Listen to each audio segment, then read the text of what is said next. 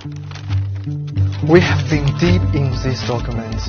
Each of these are a piece of evidence that helps us put together a very important question. Who get rich in the wars? You might never hear about these two names before the war, Stinger missile and Javelin anti-tank missiles. One Stinger missile costs around $120,000 US, and the Javelin costs around $180,000 US, including the launch system and missile. And Ukraine says it needs 500 Javelins and 500 Stingers per day. The makers of these missiles are US weapon manufacturers Raytheon and Lockheed Martin.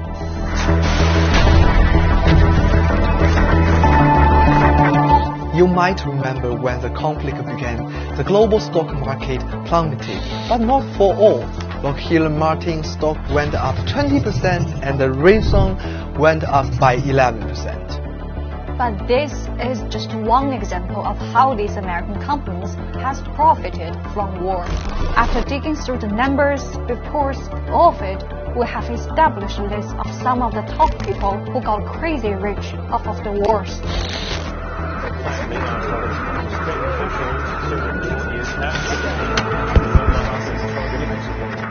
We must guard against the acquisition of unwarranted influence, whether sought or unsought, by the military-industrial complex. This is a warning U.S. President Eisenhower sent 61 years ago. The close relationship among defense contractors, the Pentagon, and politicians has become a U.S. monster that seeks perpetual war over peaceful coexistence. These wars are big business. Let's take a look at some of the salaries of the Lockheed Martin CEOs. Here is Robert Stevens. He was CEO of Lockheed Martin from 2004 to 2013. When he first took charge of the company, he was making around 5 to 7 million a year. But in 2006, 3 years into the Iraq War and 5 years into the Afghanistan War, he brought in 18 million. When he left his post in 2013, he was given 28 million golden handshake. Yes, it's 28 million. As the wars intensify, the wallets of those in charge of MIC companies explode. Stevens' successors were paid up to 34 million a year. And wars are pretty good for them. Around 90% of Lockheed Martin's revenue comes from its role as government contractor. So almost all the money it makes comes from the US taxpayers.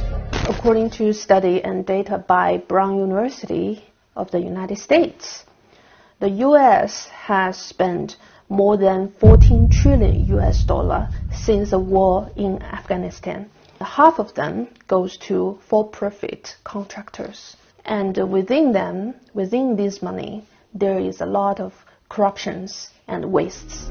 The contractors got super rich. And what about those who give them the contracts, aka money? In the past 2 decades, in total, the military contractors have spent more than 2.5 billion US dollar in lobbying, which means that the contractors give the money to the politicians and to influence their decisions.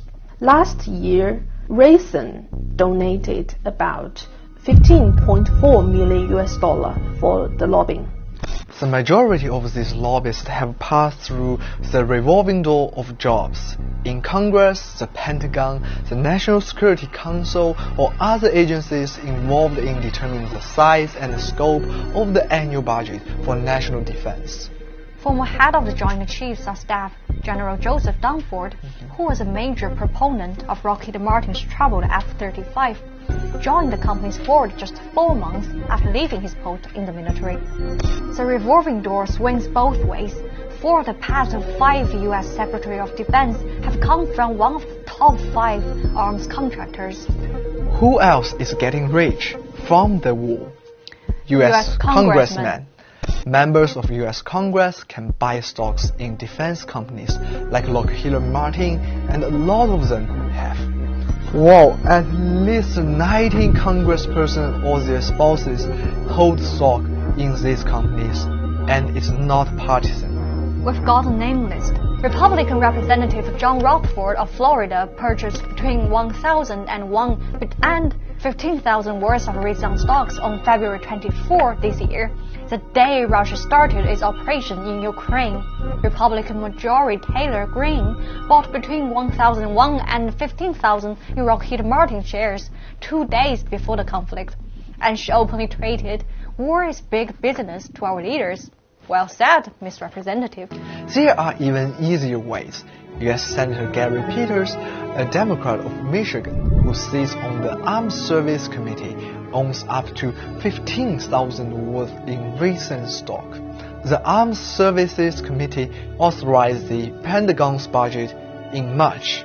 The committee urged President Biden to include a 5% increase in defense spending for the fiscal year 2023. In a very direct terms, he is trying to put more money into his own pocket. They got super rich, they work hard at it, they know how American democracy really works, and for their investment, what have U.S. taxpayers got in return in the past 20 years? 20 years of total failure and death in Afghanistan. But if the aim was not actually to free and liberate Afghanistan, but instead to pour U.S. public's money into the pockets of U.S. weapons makers, then mission accomplished. The same thing is happening in Ukraine. The U.S. does not want peace in Ukraine. It wants prolonged conflicts and profit.